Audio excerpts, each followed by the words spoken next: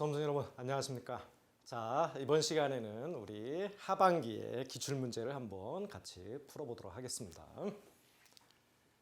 자, 먼저 첫 번째, 크리스마스를 맞아 소매상들이 특별 할인 판매를 단행하는 요 쇼핑 시즌을 말한다. 그래서 여러분들 크리스마스, 연말 경기가 대체적으로 좋잖아요. 일반적인 경기는 안 좋더라도 항상 연말 이때는 선물들을 많이 하니까 이때 할인 판매 많이 하죠. 그래서 캐나다에서 이 기간 중에 아침 새벽부터 이 제품을 사려는 소비자들이 상점, 특히 대형 가전제품의 소매점 앞에 길게 밤새워 줄을 서 있어요.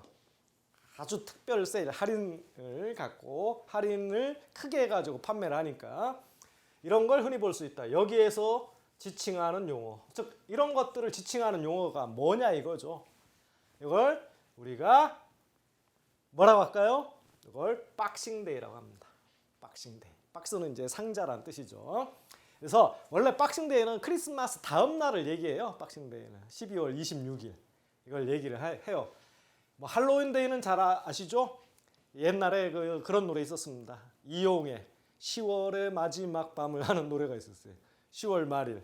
근데 요새 우리나라가 요거 이상하게 할로윈데이가 요거 축제가 우리나라에서 많이 커졌습니다. 이거 10월 말 요때 할로윈데이 때 이태원 쪽으로 가면 뭐 난리도 아닙니다. 하여간 블랙 먼데이는 뭐 아주 주가가 87년도인가 이때 크게 폭락한 그런 날을 얘기하죠. 그래서 이건 박싱데이요. 읽어보시면 되겠고, 데모데이만 한번 볼게요. 실리콘밸리에서 스타트업을 육성하는 프로그램 이름으로 처음에 데모데이가 쓰여졌다가 스타트업이 개발한 데모 제품, 처음에 이제 시제품이죠. 시제품. 그래서 사업 모델 이런 것들을 투자자한테 처음에 데모, 시제품을 이렇게 공개하는 그런 행사 진행하는 말로 쓰이는 게 이제 데모데이다. 이렇게 부릅니다. 나머지 뭐 보시면 될 거고요. 자, 다음 문제 보시면 미국의 앨런 크루거 교수가 이야기했다. 경제적인 불평등이 심해질수록, 즉 양극화가 심해지는 거죠. 가진 자는 더 많이 갖고 못 사는 사람은 점점 못 살고. 그래서 이렇게 심해지면 질수록 사회적, 경제적인 계층 간 이동이 어려워진다. 즉 하위 계층들이 상위 계층으로 탈바꿈하기가 굉장히 어려워진다는 얘기예요. 경제적 불평등이 심할수록. 이렇게 기대하는 게 굉장히 힘들어진다. 그래서 1920년대 소설 주인공에서 이름을 딴 이 곡선을 지칭하는 용어가 뭐냐? 계층 신분 상승. 위대한 개츠비라는 여러분 소설 읽어보셨습니까? 신분 상승의 한 개츠비라는 인물을 통해서 쓰여져 내려간 이 소설이 위대한 개츠비입니다. 그래서 그 이름을 따서 이걸 개츠비 곡선이라고 그래요. 그래서 보시면 계층 상징의 상징으로 여겨지는 미국 소설가 프랜시스 스콧 피츠제럴드, 이분이 쓴 장편 소설 위대한 개츠비, 여기 주인공 이름에서 이름을 딴 겁니다. 그래서 개츠비 곡선이란 뭐냐? 경제적 불평등이 심해지면 심해질수록 계층 간 이동이 어려워진다는 거예요. 그래서 불평등 정도가 심하면 심할수록 부모의 부가 자녀에게 그대로 이어진다는 거예요. 그래서 원래 부모님이 못 살았으면 계층 간 이동이 어려워지니까 자식도 못 살고, 부모가 원래 잘 산 사람 그냥 계속 잘 살고. 이런 웃긴 얘기가 있죠. 아들한테 너의 꿈이 뭐냐 그러니까 저는 아빠 때문에 꿈을 이룰 수가 없어요. 무슨 소리냐 그러니까 자기는 재벌 2세가 꿈이래요. 근데 아빠가 재벌이 아니잖아요. 그러니까 재벌 2세는 안 되는 거죠. 그죠? 이런 것처럼 하여간 계속 부의 대물림 이런 것들을 얘기하는 걸 우리가 개츠비 곡선이다 이렇게 얘기합니다. 엥겔 곡선, 로렌츠 곡선. 로렌츠 곡선 우리 앞에서 한번 설명드렸었죠. 자, 다음 문제 보시면 베이비붐 세대의 자식 세대로서, 자, 베이비붐 세대의 자식 세대입니다. 인공지능과 스마트폰에 능숙한 세대. 자, 이 문제는 여기에 필이 꽂히면 안 돼요. 여기에 필이 꽂혀야 돼요. 베이비 부머들의 자식 세대, 이것을 말하는 게 에코 세대입니다. 그 베이비 붐 세대를 그대로 본딴 세대가 에코 세대. 즉 에코가 산을 울림이잖아. 그냥 내가 얘기하면 잘 가 하면서 그대로 이제 돌아오는 거죠. 이걸 우리가 에코 세대라고 하는데, 이게 뭐냐면 우리가 1979년부터 92년 사이에 태어난 20, 30대, 이걸 에코 세대라고 그래요. 그래서 6.25 전쟁 이후 대량 출산으로 태어난 베이비붐 세대, 우리나라의 베이비붐 세대는 55년도부터 63년도에 출생하신 분들을 얘기합니다. 그러니까 대략 57세, 6세 이상 되는 분들이죠. 그래서 이들의 자녀 세대, 요때 태어난 요 세대를 에코 세대라고 합니다. 근데 이제 과거의 베이비 부머 세대들과 이 에코 세대는 어떤 차이점이 있냐면요. 과거의 베이비 부머 세대는 전쟁 이후잖아요. 그때 출산이 많아졌는데 그때 당시는 우리나라도 굉장히 못 살았고 굶주렸었죠. 근데 그들의 자식 세대는 경제적으로는 상대적으로 풍족한 환경에서 자랐어요. 그렇지만 이 젊은이들이 일자리가 부족하고 그러다 보니까 결혼도 안 하고 당연히 자식도 안 낳고 이런 현상이 일어납니다. 어쨌든 산 정상에 소리치며 얼마 후 소리가 되돌아오는 메아리 현상, 에코에 빗대은 말이다. 우리가 에코 세대라고 한다. 뭐 네플 세대도 있고 알파 세대도 있고 단카이 세대도 있습니다. 일본의 베이비 부머 2차 세계대전 이후 여기에 일본 경제, 이 세대들이 일본 경제 호황을 이끌었었거든요.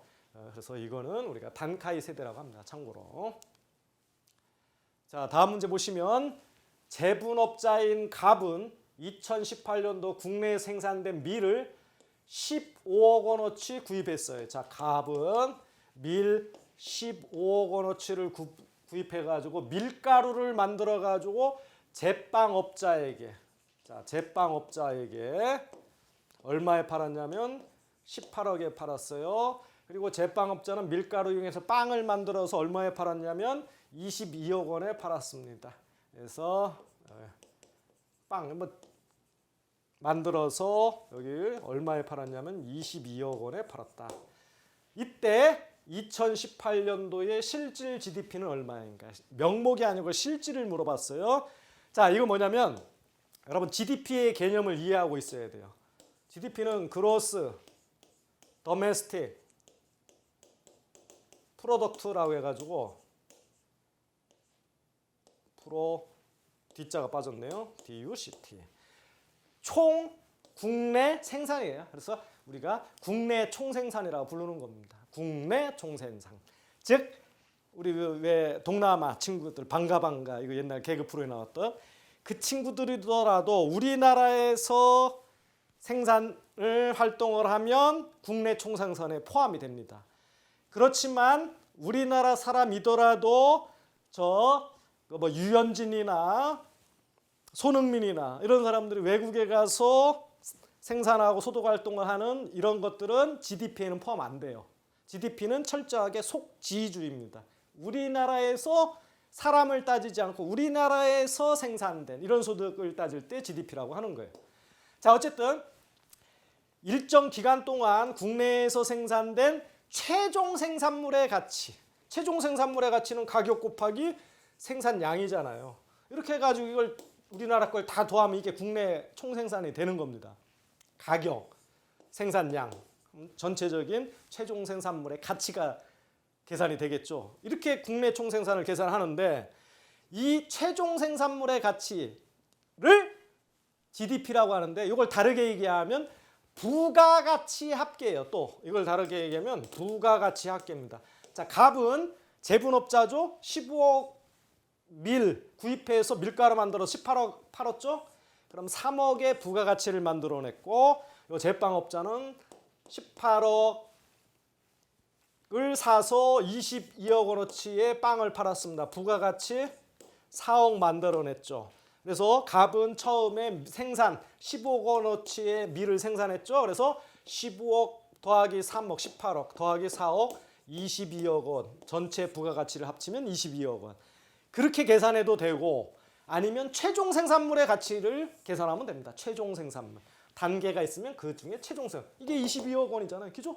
그래서 22억 원이 2018년도에 GDP입니다. 근데 명목 GDP예요. 명목 GDP. 이게 22억 원입니다. 실질 GDP는 어떻게 구하는 거냐면요. 우리가 물가를 고려하는 거예요. 물가 상승분을 고려해서 GDP를 계산하는 게 실질 GDP입니다. 그래서 우리나라 국민 경제 전체의 물가 수준을 나타내는 지표가 뭐라고 하냐면 GDP 디플레이터라고 그래요. 그래서 자, GDP 디플레이터의 개념을 아시면 됩니다. 그래서 GDP 디플레이터.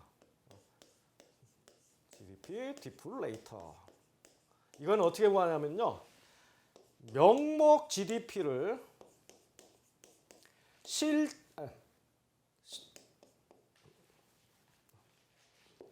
죄송합니다.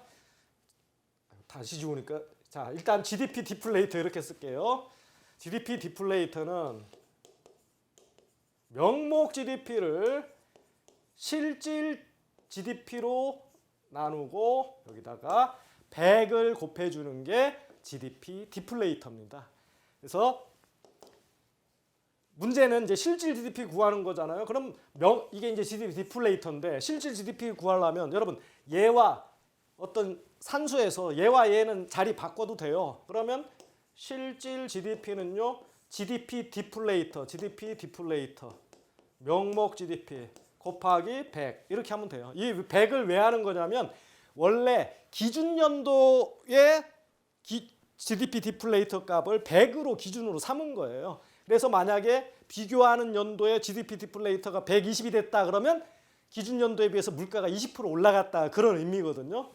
그러면 실질 GDP를 계산해라 그러면 명목 GDP가 얼마였어? 아까 22억 원 있잖아요. 최종 생산물의 가치 22억 원. GDP 디플레이터가 얼마였습니까?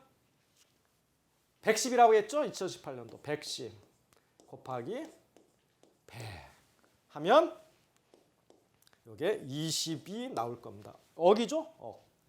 그래서 20억이다. 실질 GDP는 20억이다. 근데 명목 GDP는 22억 원이었죠? 22억 원. 실질은 20억 원. 왜? 물가가 기준연도 비해서 10% 상승했기 때문에 그런 겁니다. 네. 그래서 이렇게 계산할 수 있다. 지금 여기에 계산한 겁니다. 식 다 나와 있고요. 그래서 여기서 중요한 거 국민 경제 전체의 물가 수준을 산출하는 걸 뭐라고 한다? GDP 디플레이터라고 한다. 이 GDP 디플레이터는 명목 GDP를 실질 GDP로 나누고 곱하기 100, 기준 연도가 100이기 때문에 이렇게 계산한다. 그럼 실질 GDP는 얘와 얘를 자리 바꾸면 이렇게 계산이 된다. 그러면 명목 GDP는 어떻게 계산된다? 최종 생산물의 가치가 명목 GDP가 된다. 아니면 중간에 부가가치를 최초 생산물의 가치에다가 중간 부가가치를 다 더하면 그게 결국 이거가 같아진다. 이렇게 해가지고 구하시면 되겠습니다. 자, 다음 문제 보시면 다음 그래프는 실업자 수와 실업률을 나타낸 그래프다. 2017년 실업자 수는 대략 몇 명인가? 이 문제 사실 어렵습니다. 이거 안 풀어보면 어려운데 자, 일단 여러분들이 실업률을 어떻게 구해요? 실업률을 구하는 공식을 아셔야 돼요. 실업률은요. 경제활동 인구 분의 실업자 수예요. 곱하기 100. 그래가지고 실업률을 몇 %다 이렇게 계산하거든요. 그러면 여기서 문제에서 나타낸 건 실업자 수를 구하라고 했어요. 실업자 수. 요게 미지수입니다. X. 그러면 이런 값들을 주어져야 되잖아요. 문제에서. 근데 경제활동 인구는 주어졌어요. 여기. 그죠? 경제활동 인구는 주어졌습니다. 그럼 여기에 실업률은 경제활동 인구 3,200만 명입니다. 3,200만 명 단위. 그리고 실업자 수는 모른다. 곱하기 100 하면 된다. 이거를 알아야 되잖아요. 실업률.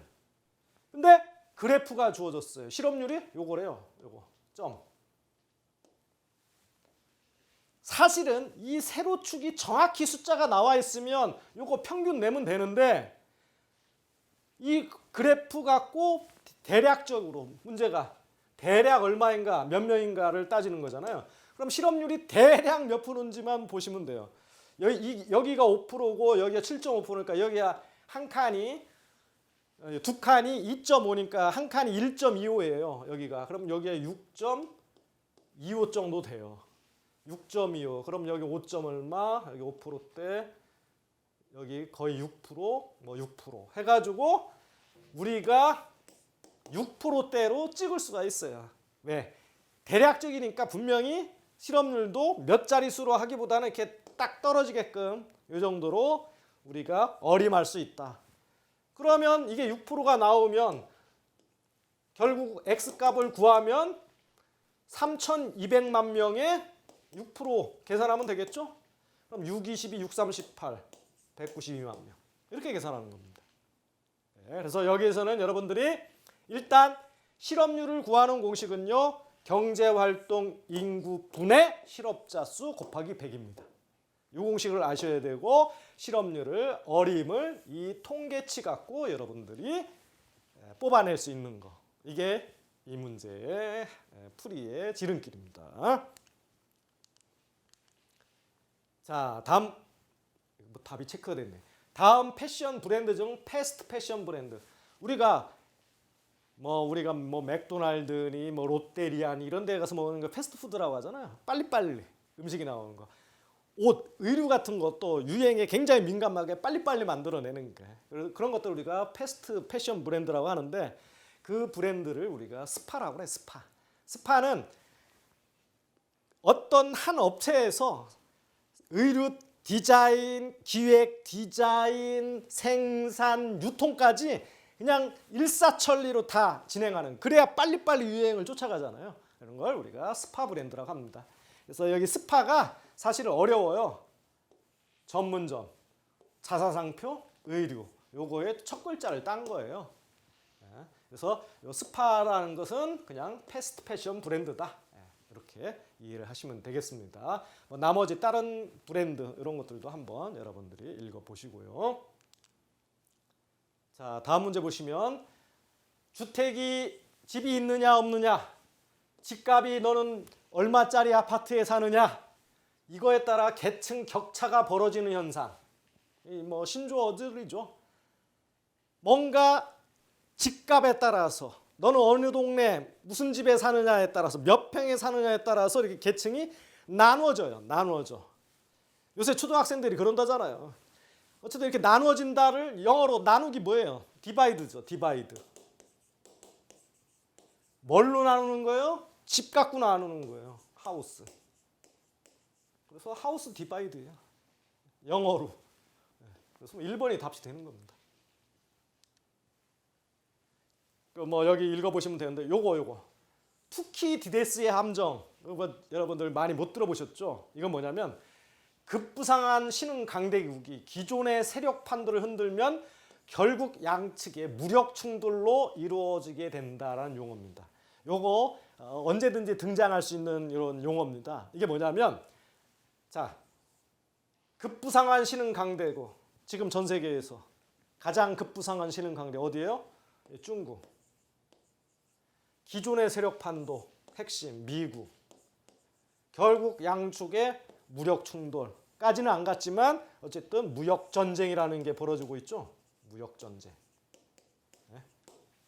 시진핑과 트럼프와 시진핑 무역 전쟁. 실제 무력 충돌은 안 갔지만 이게 결국 지금은 경제 전쟁이에요. 경제 전쟁. 그래서 이게 학교에서 이게 주먹 제일 센 애를 짱이라고 하잖아요. 짱 뭐 또는 대가리라고 하잖아요. 그래서 기존에 짱이 있는데 새롭게 치고 올라오는 짱이 생긴 거예요. 그래서 둘이 결국 한판 승부를 벌이는 겁니다. 이런 용어를 뜻하는 게 이게 투키디데스의 함정이에요. 이게 원래 어디서 나온 말이냐면요. 그리스의 그 아테네하고 스파르타 이 두 전쟁 여기서 나온 용어고 투키디데스는 이제 그리스 역사학자입니다.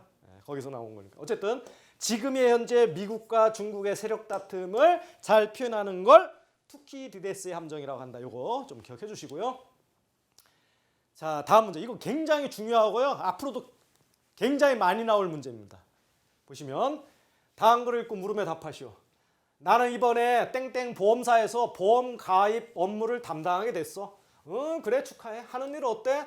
글쎄 가입 조건 없는 보험에 가입하라니까 질병 있는 사람만 가입해서 보험사가 나중에 보험금만 지출하게 될 것 같아. 올해는 상해보험 가입 업무부서로 발령이 났어. 그러면 그 보험 가입자는 어떤 문제가 있어? 보험 가입 후 보험회사가 확인이 불가능한 걸 이용해서 작게 다친 걸 크게 다쳤다고 속이고 보험금을 많이 청구해. 이 두 가지 사례인데, 기억과 니은에 해당하는 용어. 기억은 보험에 가입하기 전, 즉 사전적인 특성을 얘기하는 거고, 니은은 보험 가입한 후에 사후적인 행동을 얘기하는 겁니다. 사전적인 특성에 의해서 보험회사가 보험 가입자를 잘못 선택하는 거예요. 왜? 이 사람이 질병 있는 사람인지 없는 사람인지 몰라. 그러다 보니까 보험이라는 게 보험금 탈라고 오히려 병 있는 사람만 보험에 드는 거예요. 그럼 보험회사는 정보를 모르면 잘못된 선택을 하게 돼 있어요. 그 잘못된 선택을 우리가 역선택이라고 그래요. Adverse Selection. 이게 역으로, 거꾸로 Selection, 선택한다는 거죠. 그 다음에 이건 사전적인 특성에 의해서 잘못된 선택을 일어나는 거고, 그 다음에 가입한 후에 사후적인 행동이 달라지는 거. 일단 가입했으니까 내가 뭐 잘못해도 보험금 타면 되니까. 그래서 자동차 보험에 들었는데 그전에는 안전운전 하다가 보험 들고 나서는 그냥 대충 막 운전하는 거. 이런 거. 조금 다쳤는데 병원에 계속 누워있어.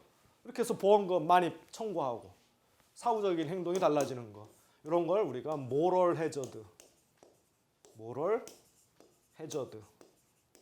도덕적 해이라고 하죠. 이걸 얘기하는 겁니다. 아주 중요한 문제예요. 그러면 이제 이 보험사는 그럼 어떻게 대응할까요? 그 대응 방안까지도 시험에 많이 나와요. 그래서 그럼 이거 왜 생기는 거예요? 이런 애드버스 실렉션, 역선택하고 모럴 해저드, 도덕적 해는 왜 생기는 겁니까? 정보의 비대칭 때문에 생기는 거예요. 정보의 비대칭. 즉 보험회사는 보험 가입자의 사전 특성 모르고요, 가입한 후에 어떤 행동을 보일지 모른다는 거예요. 정보가 알고 있는 사람 모르는 사람의 서로 차이가 나기 때문에 이런 현상이 생기는 겁니다. 그래서 정보 비대칭에 이르는 대표적인 두 가지 현상 꼭 기억하셔야 됩니다. 그리고 여기 해설 잘 나와 있습니다. 그래서 감추어진 특성, 이거는 사전적 상황이고 감추어진 행동은 사후적 상황입니다. 특성, 사전적으로 발생하는 이런 것 때문에 발생하는 게 잘못된 선택, 역선택, adverse selection. 사후적인 상황으로 나타나는 거. 도덕적 해이. 주인 대리인 문제가 뭐냐면요. 주인 대리인이 도덕적 해이의 대표인데, 자, 우리가 투표를 하죠. 투표는 우리 국가의 주인은 국민이에요. 국민. 유권자입니다. 근데 우리가 다 정치할 수 없으니까 대리인, 그 지역의 대표, 그럼 누굽니까? 국회의원을 내세워요. 그래서 사전적으로 국회의원은요, 주인을 위해서 열심히 섬기고 봉사한다고 막 선거 요새 떠들어요. 그리고 나서 실제 국회의원이 되고 나서는 쌩 까는 거죠. 오로지 지표만 생각해 나중에. 이게 주인 대리인 문제. 또 하나의 문제. 자, 주식회사는 소유와 경영이 분리되어 있다고 그랬죠. 그래서 주인 따로 있고 전문 경영인 데려와서 전문 경영인이 경영을 하는데, 기업은 이익을 많이 창출하고 그래서 주주들한테 배당도 많이 주고 그래야 되는데, 이 경영자가 오로지 자기가 나중에 더 좋은 직장으로 옮기기 위해서 매출액만 신경 쓰는 거예요. 매출 갖고 기업 규모가 결정나니까. 그럼 자기가 더 높은 연봉을 받고 다른 데로 갈 수 있어요. 그래서 주인을 위해서 일을 잘 하지를 않습니다. 이런 문제. 도덕적이에요. 또 우리가 기업에 취업할 때 여러분들을 고용을 했어요. 그래서 여러분들은 취업하기 위해서 막 온갖 거를 뭐 회사를 위해서 뭐 충성을 하겠다, 별의별 그 목숨을 바치겠다, 별의별 얘기를 다 해서 딱 뽑아 놓으면 일일이 감시가 안 되니까 나는 뭐 앉아서 컴퓨터를 갖고 주식 투자를 한다든지 회사 일 안 하고 일일이 감시가 안 되니까. 그래서 그런 것들을 또 뭐 주인 대리 문제로 이렇게 어쨌든 도덕적 해이, 사후적인 겁니다. 아주 중요한 거 이거. 그래서 이거 앞에 나온 그 사례거든요. 그래서 기업과 니은 현상에 대한 해결책은 뭐냐? 이거 역선택이죠. 이거 도덕적 해이입니다. 일단 이 도덕적 해이의 해결책은요, 유인설계 하는 거예요. 유인설계. 한마디로 당근과 채찍을 주는 겁니다. 자, 전문 경영인, 네가 열심히 일하면 보너스 많이 줄게. 이렇게 하는 거야. 그리고 네가 만약에 열심히 일하지 않으면 너 해고시킬 거야. 주주들이. 쫓겨나게 할 거야. 이런 식으로 유인을 설계하는 거예요. 그러면 대리인이지만 열심히 일할 거 아니에요. 보너스 많이 받기 위해서. 그래서 도덕적의 해결책이 유인 설계입니다. 당근과 채찍 전략을 쓰는 거고. 자, 문제 역선택은요, 두 가지를 써요.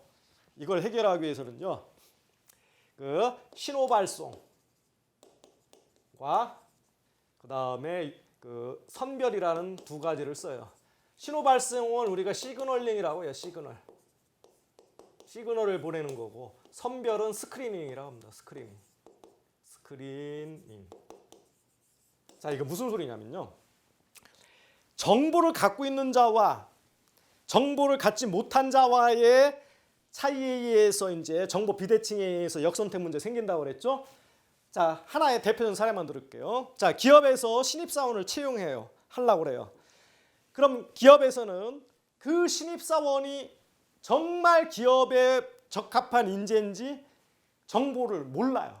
그러기 위해서 뭘 받죠? 자기소개서, 이력서 이런 걸 받아요. 그래서 그거를 통해서 선별을 해요. 근데 거꾸로 정보를 가진 측에서 나는 이 회사의 직장에 들어오기 위해서 이러이러한 자격증을 땄습니다. 이렇게 공부했습니다라는 걸 회사에다가 어필을 해요. 이거는 내가 회사한테 신호를 보내주는 거예요. 너 나 잘 모르지? 나 이러이러한 사람이야. 이걸 보내주는 거. 이거를 신호발송, 시그널이라. 이거는 신호발송은 정보를 가진 자가 잘 모르는 자한테, 즉 구직자가 구인하는 회사한테 보내는 걸 신호발송이라고 하고, 거꾸로 회사가 정보를 모르는 자가 정보를 많이 알려고 정보를 가진 자 측에 정보를 요구하는 거. 이거는 스크리닝이라고 해요. 예를 들면 스크리닝의 대표가 이제 보험에 가입할 때, 자, 이 사람이 질병을 숨기고 보험에 가입하는 걸 이거 역선택이라고 했잖아. 그럼 이런 거를 방지하기 위해서 보험회사는 뭘 하냐면 진단서를 요구해요. 건강 진단서. 그래서 정보 갖지 못한 측, 보험회사에서 정보를 가진 측, 그 보험 가입자한테 거꾸로 진단서 요구하는 거. 이런 걸 스크린이라고 합니다. 그래서 둘 다 역선택을 방지하는 건데, 신호발송은 정보를 가진 측이 갖지 않는 자한테 보내주는 거고, 선별은 갖지 못한 자가 가진 자 측에다가 정보를 요구해서 받는 거. 이런 걸 우리가 선별이라고 합니다. 그래서 여기 기억은 역선택이지만 이거는 신호발송이에요. 신호발송. 그 다음에 니은의 현상에 대한 건 유인설계입니다. 그래서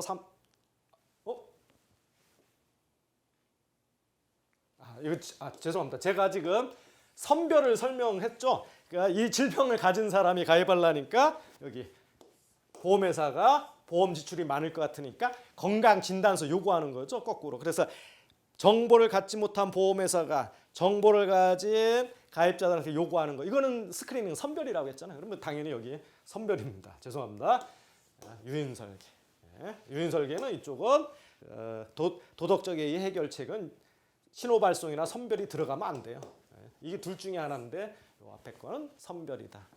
그래서 제가 실수를 나왔지만 여기서 다 설명드렸습니다. 신호발송은 정보를 아는 자가 모르는 자한테 하는 거고, 스크리닝은 정보를 모르는 자가 정보를 갖고 있는 측에다가 요구하는 거.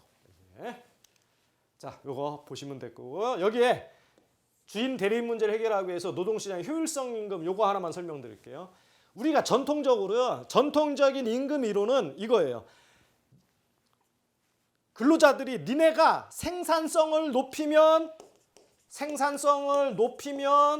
높은 임금을 줄게. 이게 생산성이 문제예요. 그러면 임금을 많이 줄게. 이런 이론이에요. 근데 효율성 임금은요, 거꾸로예요. 거꾸로. 즉 회사에서 먼저 높은 임금을 줘요. 그러면 생산성은 올라간다는 거예요. 이걸 효율성 임금이라고 합니다. 닭이 먼저냐 달걀이 먼저냐. 전통적인 건 그렇잖아요. 기업들 야 생산성 많이 올려. 그러면 임금 많이 줄게. 이거잖아요. 근데 이렇게 도덕적 해이를 방지하기 위해서 우리가 먼저 높은 임금을 주는 거예요. 회사에서. 그러면 생산성 올라간다는 얘기예요. 그래서 이런 것들이 대표적인 겁니다. 아까 뭐 이런 것들도 또 이제 도덕적 해이를 해결하는 문제고요. 아주 중요한 문제라고 했어요. 자, 새로운 물건을 갖게 된 다음에 새 물건과 어울리는 것을 갖고 싶어하는 그런 용어가 뭐냐?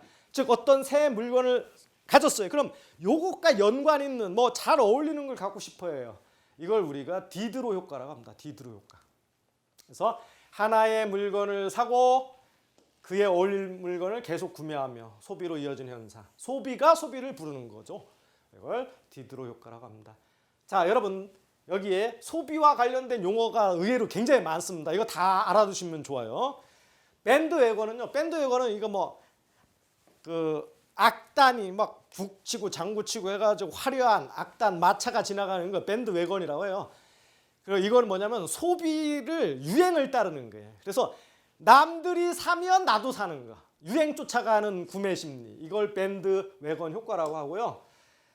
그 다음에 배불론 효과는 이건 뭡니까? 오히려 비싸야 사요. 싸면 안 사. 비싸면 사. 이건 명품 소비입니다. 그래서 과시욕, 명품 같은 게 비쌀수록 사람들이 많이 사잖아요. 명품에 값어치가 있는 것처럼. 요걸 우리가 배불론 효과라고 하고 그 다음에 여기 언더독 효과는 뭐냐면요. 이거예요. 언더독이 뭐예요? 자, 개가 자 이게 참고로 개입니다. 개 두 마리가 싸우고 있어요. 근데 밑에 한 마리가 밑에 깔려 있고 센 놈이 위에 올라가 있어요. 위에 올라가서 그냥 UFC 파운딩을 엄청 하고 있어요. 그럼 위에 있는 개는 탑독이라고 그래요. 탑독. 강자입니다. 강자. 아래에 깔린 게 언더독. 이거는 언더독은 약자예요. 일반적으로 너무 강자하고 밑에 깔려 있으면 누구 응원해요? 약자 응원하죠. 약자. 왠지 모르게 사람의 심리가. 그래서 열세에 있는 약자한테 연민 느끼고 응원하는 심리적인 현상을 언더독 효과라고 그래요. 여기서부터 이렇게 사용이 됐습니다. 자, 그 다음에 다음 설명에 알맞은 것은 김유행 씨는 계절마다 유행 쫓아 새로운 옷을 산다. 유행을 쫓아간다. 아까 앞에서 나왔죠? 밴드웨건 효과라고 했어요. 밴드웨건. 이거 아니면 이거.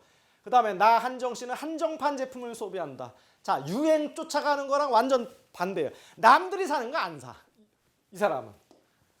사고 싶다가도 남들이 흔하게 다 사는 건 안 사요.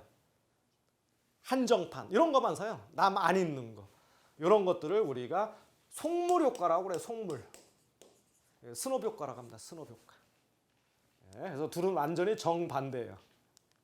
그래서 밴드웨건은 유행 따라가는 거. 스노브 효과는 희귀한 거. 남들 안 사는 것만 사는 거. 배불론 효과는 아까 설명드렸죠. 비싸야 사는 거예요. 명품 효과입니다. 자, 다음 문제 보시면 괄호 안에 들어갈 알맞은 것은 대차대조표의 이익잉여금과 자본잉여금을 합친 거다. 자, 대차대조표 지금은 이제 재무상태표라고 하죠. 그래서 이게 밸런스 대차대조표 이쪽은 자산 여기 부채 여기에 자본인데 자본의 항목에 잉여금이 있어요. 자본금도 있지만 자본금 그다음에 잉여금. 잉여금도 자본거래에서 발생한 자본잉여금이냐 이익이 만들어진 이익잉여금이냐 이렇게 이제 나눠지죠. 이런 게 여기 자본계정이 다 들어가 있어요. 그래서 이 이익잉여금과 자본잉여금을 합친 거예요. 잉여금의 합계. 그래서 사람들은 이렇게 하면 현금인 줄 아는데 회계상 개념이지 잉여금 요거 두 합친 만큼 회사가 돈을 갖고 있는 건 아닙니다. 그래서 상당한 부분은 이미 투자돼 있어요. 그러면 이걸 뭐라고 하느냐? 회사가 자본거래로서 남은 잉여금, 자본잉여금, 이익창조에서 남은 잉여금, 배당 주고 남은 그런 것들, 이익잉여금. 이거는 실제 이만큼 돈이 있다는 뜻은 아니지만 회사가 뭔가 그대로 갖고 있는 돈이다 해가지고 사내 유보금이라고 합니다. 사내 유보금. 그 반대가 이제 사회에 유출이게 되겠죠. 그래서 사내 유보금입니다. 자, 다음 문제 보시면 이익잉여금이 자본으로 전환되어 자본금으로 바뀌어지게 하는 거. 자, 아까 또 나오네요, 이거.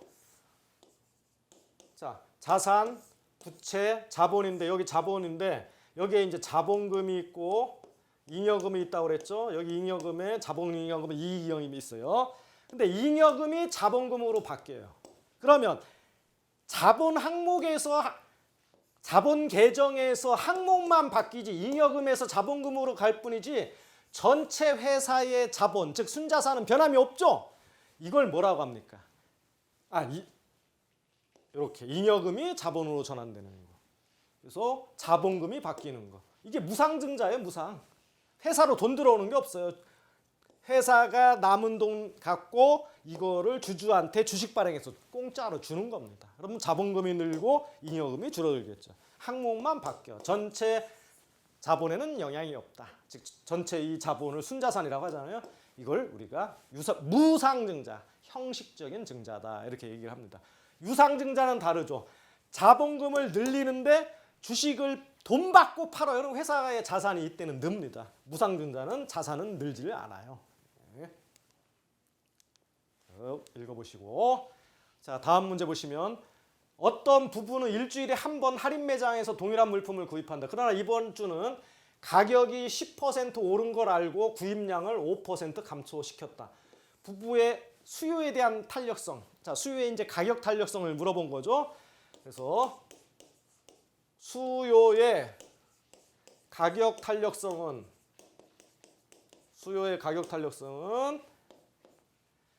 마이너스 가격 변화율 수요량 변화율 이렇게 계산합니다. 근데 왜 마이너스를 줬냐? 우리가 탄력성은 1이 기준이에요. 1. 그래서 1보다 값이 크게 나오면 탄력적이라고 하는 거고 1보다 작으면 비탄력적이라고 하는 겁니다. 자, 그래서 가격이 변하면 여러분 가격이 올라가면 수요량이 줄어요, 늘어요? 줄죠. 가격이 떨어지면 수요량이 늘고. 그러니까 이게 부호가 반대예요. 근데 우리가 탄력성은 양의 부호로만 봐요. 그러다 보니까 여기다 절대값을 취하든지 아니면 여기다가 앞에다가 이 값이 자체가 마이너스다 보니까 앞에다 마이너스를 붙이는 거예요. 그래서 자, 가격이 10% 올랐어요. 가격은 10% 올랐는데 구입량 즉 수요량은 5% 줄었어요. 마이너스 5%. 이걸 절대치로 나타난다고 그랬죠. 탄력성은. 그럼 이거 0.5란 얘기예요. 원래 가격이 10% 올라가면요. 수요량도 10% 줄면 딱 1이잖아요. 올라간 만큼 주는데 가격 올라간 거에 비해서 수요량을 많이 줄이지는 않았죠. 이걸 비탄력적이라고 합니다. 그래서 부부의 수요에 대한 가격 탄력성이 비탄력적이다. 이렇게 낮다. 이게 2번이 답이 되는 겁니다. 이렇게 탄력성이 낮으면요. 고가 정책 쓰는 겁니다. 왜? 음식점 같은 데 이렇게 하는 거예요.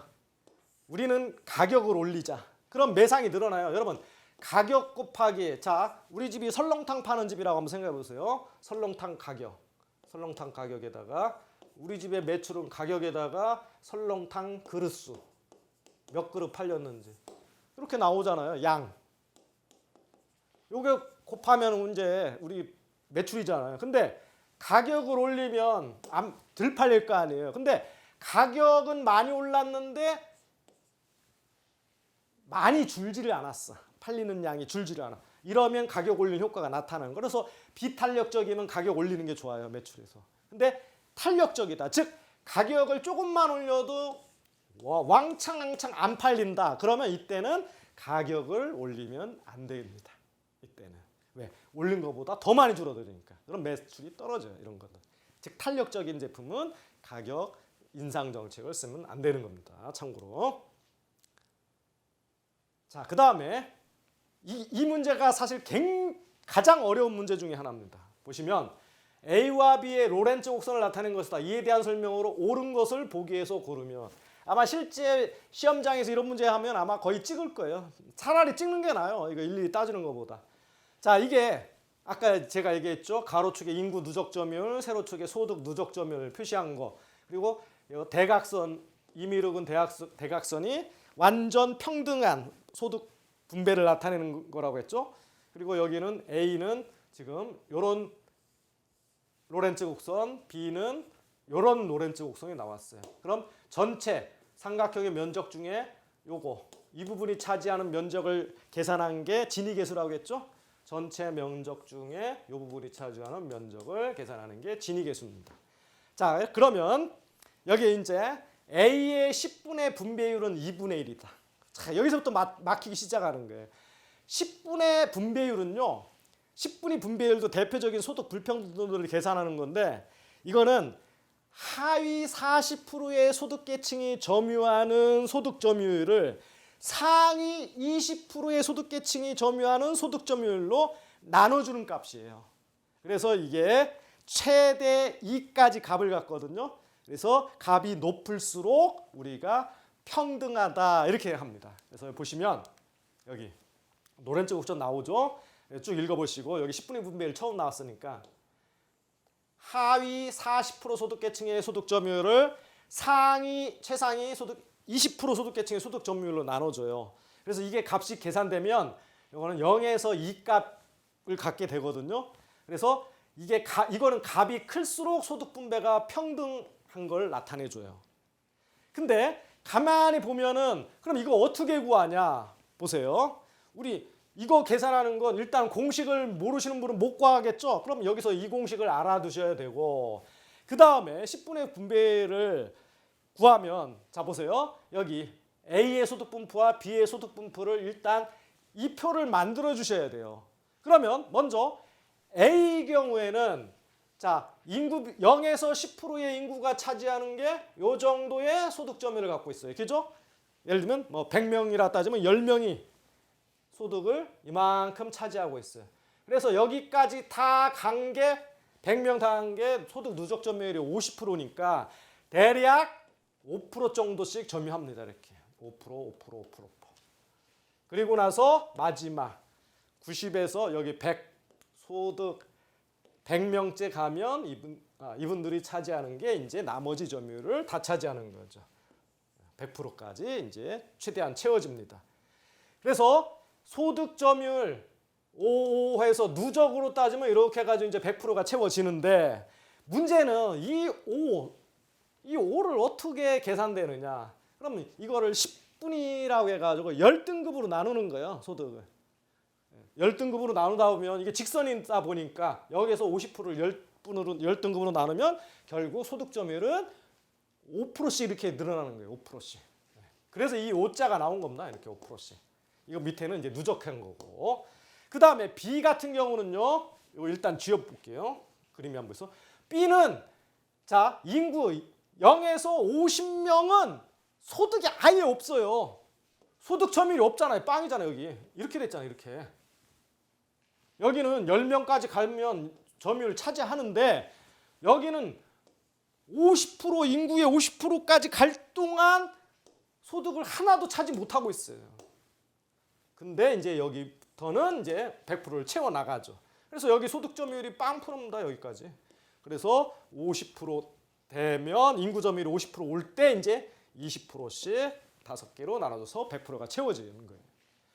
그럼 사실은 이 그래프만 보고도 여러분들이 어떤 생각을 하냐면 뭐가 일단 소득 분배가 불균등한가를 유추해 볼 수 있어요. 왜냐하면 얘는 그래도 적당히 나눠져 있죠. 적당히 나눠져 있습니다. 근데 B는 아예 인구의 절반은 소득이 없어요. 하나도. 나머지 절반이 다 가지고 있어요. 그러니까 있는 자와 없는 자로 확 나눠지는 거예요. 그럼 이게 굉장히 불균등하죠. 그래서 이걸 만약에 모르신다 하더라도 B에 서로 다른 두 소득계층이 존재한다. 그죠? B는 없는 자와 여기 있는 자로 나눠지는 거고. 이 문장이 맞다는 거 알 수 있고. 그 다음에 A의 10분의 분배율이 B의 10분의 분배율보다 균등하다. A가 B보다 균등하다. 소득 분배율 공식을 모르더라도 누가 봐도 이거보다는 이쪽이 소득 분배가 균등하다는 걸 알 수가 있어요. 여기는 가진 자, 못 가진 자, 인구 절반이 못 가진 아무것도 없는데 소득이. 그래서 균등하다는 걸 요거를 또 우리가 미루어 짐작할 수 있습니다.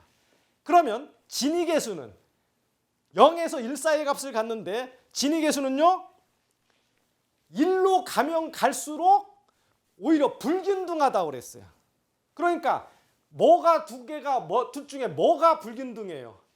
B가 불균등하죠. 그럼 진위계수는 B가 더 높아야 돼요. A보다. 이렇게 미루어서 리을 틀렸다, 니은 디귿 맞다 해서 이 답은 고를 수는 있어요. 이건 해결 못 하더라도. 이거 해결하려면 이런 복잡한 과정을 겪어야 됩니다. 그래서 이 문제는 이렇게 하지 않더라도 맞출 수는 있다는 얘기예요. 맞출 수는. 그 맞추는 근거가 10분위 분배율은 0에서 2인데 값이 클수록 평등한 거고 진위계수는 값이 작을수록 평등한 거라는 거.